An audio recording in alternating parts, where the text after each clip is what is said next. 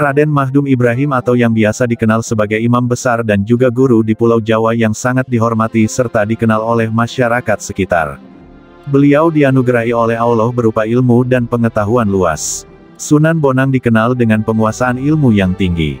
Beliau memiliki ilmu berupa tasawuf, sastra, arsitektur, ilmu fikih, usuluddin, seni, ilmu kebatinan, ilmu sakti lainnya, dan kedikdayaan tinggi. Berikut ini adalah beberapa kesaktian yang dimiliki Sunan Bonang. 1.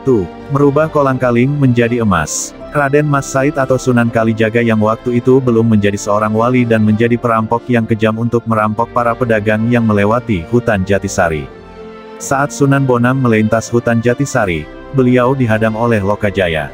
Karena ia melihat tongkat Sunan Bonang dilapisi emas, maka Lokajaya berniat untuk merampasnya.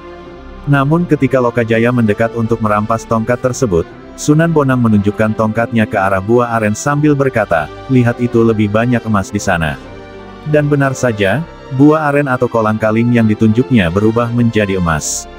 Melihat keanehan hal tersebut, Lokajaya langsung mengurungkan niatnya dan berkeinginan untuk berguru kepada Sunan Bonang.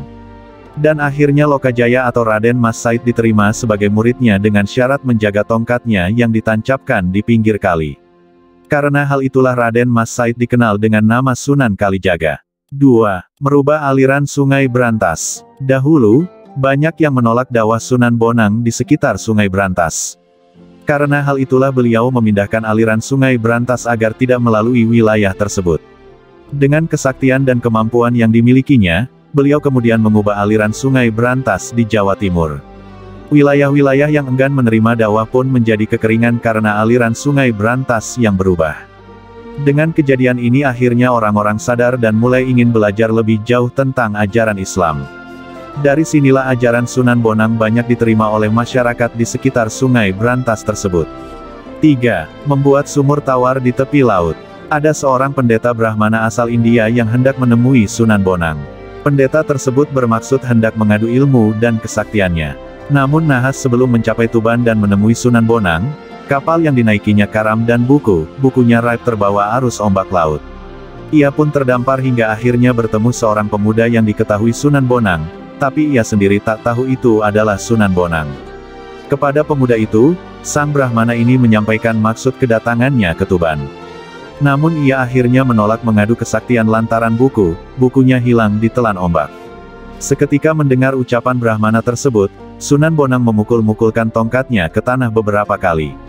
Tak berselang lama keluarlah air yang kian membesar dari lubang bekas pukulan Sunan Bonang. Buku yang hilang ditelan ombak milik sang pendeta Hindu ini pun turut keluar.